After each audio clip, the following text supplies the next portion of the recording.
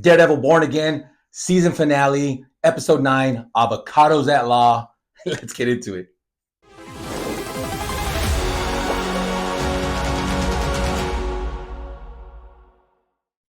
Hello, YouTube. Axiomat here once again. My voice is a little hoarse, not the galloping horse, but the Hoarse. That's right, I spelled that right. I went to a concert and my voice is shot a little bit, but I've been absent for a little while, and there's no way I could have passed up to do a video about the Daredevil Born Again finale. Just right off the bat, ladies and gents, I loved it. I loved it. I think they closed it out perfectly for a one part of a two-part series. As of now, it's been reported that they're going to launch seasons every year. It's a little far-fetched, and I don't know if they're doing that because of the popularity, or I don't know why. But as of now, all we know is that originally this was supposed to be 18 episodes, and you were going to have the first 9 in what we saw, and then you were going to get another 9 as a two-parter. I don't even know if they're calling it season 1 and 2. I don't know if they're calling it all one season, one story, and it's in 2 different parts. I honestly don't even know. Don't really even care if we're getting into the weeds there. But let's get into what I liked, what I didn't like, and just the episode in general. This is a spoiler full review. If you haven't seen the finale yet, if you're not caught up, then go ahead and stop watching this video right now. Go get caught up, come back, finish the video, hit that like button, leave a comment, all that jazz that I always forget to say in all my previous videos. But let's go ahead and get into it. Wilson Fisk, Mayor Fisk. Woo, boy. We all knew it, right? We all knew it with his knuckling and his like, just losing it and having to go through the bureaucracy episode after episode. We kind of all knew where it was going, but whether you thought it was obvious or not, it was Vincent D'Onofrio's acting that just was amazing, and it all led up to the finale where you clearly see Mayor Wilson Fisk turn into a Mayor Kingpin. I like the story arc. I like how they methodically did it. And then the reveals in the episode, he confesses to Vanessa. One, he already knew that she ordered the hit on Foggy and his client. He already knew what he was doing all along. And Vanessa, when she's hearing this, and she's like, wait, so the architect, the gangs and he starts saying like, oh yeah, this is all part of my plan. I always knew. And that smile that comes across her face, woo, that bitch. She was annoying me throughout the series, which is a good thing. The show is making me like dislike her because she's so arrogant. She's so kind of like dismissive of Mayor Fisk. She's almost kind of like disgusted by his following the bureaucracy and not just being in power and telling him to F off. But he was playing this whole game all along. She just didn't realize it. So when that conversation happens, and it's very brief, she realizes that he had planned this all along, and she just has that face. And ooh, the brilliance of that, and just her little smile and the loving look that she gives him. You sadistic mother. It's so good. It's evil, like good evil for viewing, for the viewership, because it's like, oh man, like these guys, yeah, okay, 2 peas in a pod, man. You love to hate them is the point here, right? The obvious thing in the episode was Punisher coming back. Everyone I talked to, my theories in and of themselves, I always knew he was going to come back, and I always knew. Here was my thing with the finale. This was my take on before I even saw it. It was the good thing about the show is that they didn't have to stick the landing, because this is as I mentioned, is a one of 2 parts of an 18 episode series. So the beauty of that, and you could call it like kind of like a cheat code or cheap writing or whatever. I don't consider it that. What I consider it is that they had a way of not having to give us a spectacular finale and also leave it on a cliffhanger. All they really had to accomplish was to hook us. And what better way to hook us than to include Punisher in the first part finale? Genius, in my opinion. And who doesn't like the Punisher being in an episode of Daredevil, right? So him showing up was obvious but awesome, right? So and that wasn't even a spoiler. Well, it is for this video, but it won't be when you actually click on the what you're about to watch, the last show, the last episode, and he's right on the title card, right? He's right in the thumbnail or whatever it is that you call it when you click on the episode about to start. You know, him and Daredevil are right on the front, so it's already a giveaway right off the bat, which I thought was a little silly. The fact that they put it on there, you know, but maybe it wasn't. Maybe it wasn't because they knew that most people would have probably figured it out. So that was kind of cool. The fact that they're like, yeah, I guess you as an audience, you guys have probably figured this out. So we're just going to go ahead and put it right on Front Street. There you go. And on that note, Daredevil and Punisher fighting side by side in Matt Murdock's apartment. Then small nitpick, it reminds me of the Game of Thrones Winterfell scene when they're fighting in the dark. If you've never watched Game of Thrones, I guess that's not a good reference, but so I'll stick to just the show. They were fighting in the dark because there's a blackout, right? Kingpin on purpose, purposefully blacks out the whole city so he can blame it on vigilantes or criminals or whatever he did. And so they're fighting in the dark. So I was like, oh, I can't really see it. It's dark. I had to watch it quite a few times to see all the cool scenes. And even then, I couldn't really see all the details of that fight. What I loved about the fight, something that my buddy Locks, well, I guess we're not going to call him that for long because he wants a different name. I plugged him in. He's going to give me shit for saying that. But so the fact that you saw Punisher, he said it. He told Daredevil, well, that's all the help you got. He's all like, you know, it's my method. And Matt Murdock couldn't even argue at that point. And the fact that we saw Punisher fighting in his style, Daredevil fighting in his style in that apartment, even if it was in the dark, it was amazing. So cool just to see. And the exchange back and forth. It's like they just picked off like an old married couple. They picked off right where they left off in season 2 of, of Daredevil on Netflix. It's like just the contradiction of like no kill, you know, kill. And I mean, Frank Castle just went to town, right? Just boom, boom, boom. And you know, and Daredevil using his billy clubs in all the various fashions, whether they were billy clubs, nunchucks, the grappling hook, all just amazing all around. The other element of the finale was just the extreme betrayal that occurs in it. I was like, wow, because here's the thing about the finale is that it kept me guessing. It kept me guessing. Some out there might think, well, some of that was obvious. Well, I thought it was obvious to me too. But even though it might have seemed obvious, it kept me guessing. Like, okay, it might not go that way. I'm guilty as charged of expecting something, and then it doesn't go that way. I don't complain when it doesn't go that way. Sometimes I do, but nonetheless, I make that assumption, and then it doesn't go that way. So I like the fact that it kept me guessing. It kept me on the edge of my seat, and I was like, what if it doesn't? Oh, so like the Wilson Fix, he has the two right-hand people, right? He has the young kid and the older one, more experienced woman. Sorry, I don't know the names. You guys know them. You guys know who I'm referring to. The young kid, you know, he's in it. He's in it for the power. He's been in it all along. He loves it. But the woman has always been conflicted. And the fact that she portrayed the commissioner the way she did, I didn't know. I didn't see that. And it's not that I didn't see it coming. It's just that I didn't know where the pendulum was going to swing. I didn't know if Fisk was going to kill her for constantly going against the grain.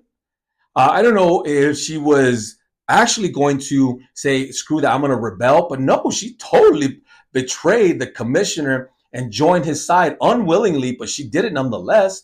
So did BB from the BB report. Just the betrayal, and the show did such a good job of showing you how good people can become corrupted and still have just a conflict of interest, just conflict of emotions, and just battle with what they're doing and what they've done. So well, like, shown with the emotions and the actors, actresses. Just I thought the betrayal and who betrayed and who stayed true, so to speak, was great, awesome. So I'm gonna finish this video by giving you guys my LOL moments. I don't think the show intended to make me laugh or to make the audience laugh. I don't know how anybody felt out there. I know I had a certain reaction, and my wife watched it on her own. I watched it by myself, and then I rewatched it for the second time while she watched it her first time. And she had the same kind of LOL, laugh out loud reaction that I did, genuinely. And I didn't influence her. I was just watching it with her. And the fact that she had the same reaction, I'm like, okay, I'm not going to be the only one in this kind of pool.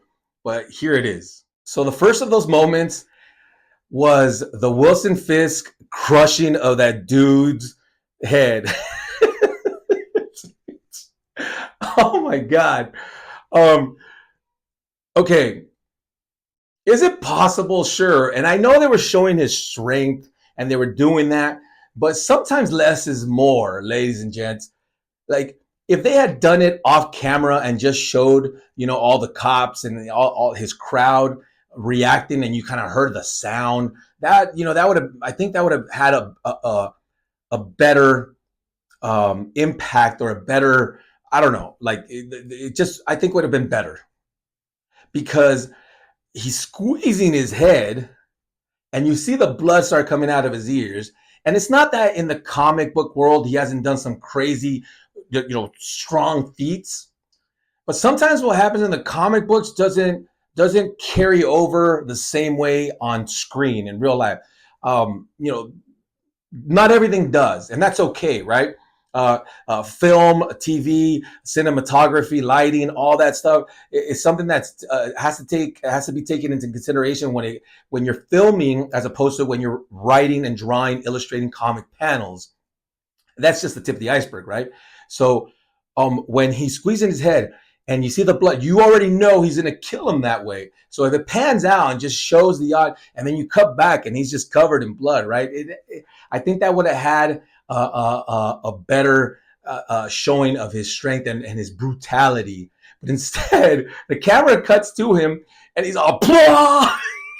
His jaw comes off, and I'm like, what the fuck? And he squishes the top of his head. It's not even like a full tomato smush. It's like all of a sudden he goes sideways. The reaction I'm guessing they were going for was like whoa, look at his strength. Instead, I was like, ah! I was like, what the hell was that? That was the reaction that I got. And my wife was cracking up when she saw that part, and she was into the scene until that happened. That's my point. She was into the scene until that happened, and it made her just crack up. It made her laugh. So that's like one huge nitpick that I was like, okay, guys, yeah, I think you guys crossed the line on that one, but hey, it didn't ruin the episode, but it was still kind of heavy-handed. Another kind of funny moment, not intended to be funny, in my opinion, is the end credit scene, the Frank Castle talking to the guard. Because again, my wife and I had the same reaction, because I started chuckling, saying like, why would you put a rookie guard against Frank Castle? That's question number one. But whatever, right? That kind of stuff happens. But then when he's talking to him, he's all like, hey, bud, what's your name? Anthony, what's your last name? The guy could have said like, hey, Frank could have said like, what's your social security? What's your birthday? Hey, what's your address, guy? And he just gave up that information so easily. Yes, that kind of stuff can happen. I mean, it's just, it just didn't.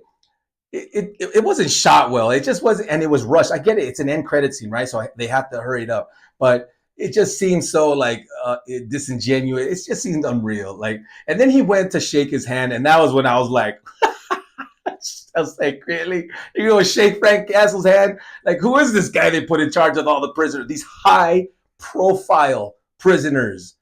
The highest one being the guy he's talking to. I'm like, okay, like that's just.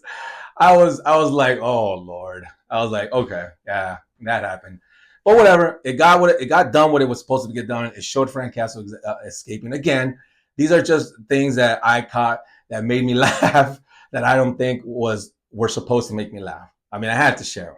And of course, last but not least are a few of my nitpicks. One big nitpick I have, and again, remember, I say nitpicks for a reason because I cannot stress enough that these did not ruin the episode for me. What I said at the beginning, it still stays true. But hey, nothing's above critique, right? So one nitpick was, sure, Karen Page shows up, or Karen Page calls Frank Castle to go protect Matt because she heard that Poindexter is out. But given everything that was happening, it's just such a convenient plot hole or plot point. It's like, okay, so Frank Castle just showed up at his apartment, but Matt was at the hospital in a gown, and he could have gone anywhere after he escaped, that assassination attempt, the guy that was trying to, kill him at the request of Kingpin. And he just happened to go back to his apartment. Like, one, why would Matt Murdock go back to his apartment knowing that that's exactly where they're probably going to go look for him? Punisher going to the apartment, sure, but why would he even wait there? It's just such a convenient way of them meeting up. Like, oh, what are the odds that they just happen to go meet at the same spot and they have the big fight? All that can be forgiven because, you kind of forget about all that, but it is a nitpick that I had nonetheless. And the other one is, it's such a Hollywood thing to do. Daredevil, Punisher just escaped the grenade, the explosion after that epic fight scene. They both jump out. Matt shoots the grappling hook, grabs onto Frank. They land on the car. There's a dude in the car. First of all, this is like a side nitpick. There's a dude in the car when they smash on top of it. I don't know if you guys noticed this. And then he just gets out of the car, but we don't know who that guy was. Was this just a random dude? Or was he part of the lookout squad? I don't know. He was just a guy in the car and somebody landed on it. You didn't question it. You never even saw where he or she went. Anyway, but this is what's such a Hollywood thing to do is they land and they're all like, oh man. And then, they're having once again, I love the exchange. So comic bookish between Frank Castle and Matt Murdock. When they're all like, you're an asshole. They're just like digging on each other.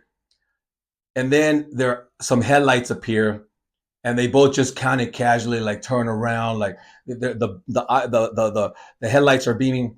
Given what you just went through, why are you so casual with somebody approaching you with headlights and you don't think it's some kind of SWAT, some kind of like backup team, but because like, the reveal and then the music starts and then you see Karen Page come out and it's all, oh, doon, doon, doon. It's like, oh, did they know that Karen Page was the one with the headlights? Again, I cannot repeat this enough times. It's such a Hollywood thing to do, but it always drives me crazy when like the characters within their own story are self-aware. Like the audience knows why that's important, right? The audience knows. But why do they know? Why are the characters themselves self-aware of what's about to happen? Well, we should probably act casual because this is not someone that's out to kill us. This is going to be a reveal. So let's turn slowly and pose, and just look at who is this, in our costume. I was like, come on, man. Okay. See, it's those little things that I'm like, I can forgive because it is very Hollywood and it is that, but it still sometimes drives me up the walls. But that's it for this video. My next video, I'm going to drop these back to back tonight, actually. I'm going to do an overview of the entire season because I haven't covered episodes 7 and 8. And I did make a video about how much I had an issue and with episodes 5 and 6. So the fact that I had a problem with those, I kind of hated the way they were dropped. I didn't want to cover 7 and 8, but why just cover 7 and 8 when I could just do an overview of the whole thing? So that's going to be the very next video. Thanks for watching this one. As always, collect what you love what you collect, and I'll see you right after this in the overview of the whole season.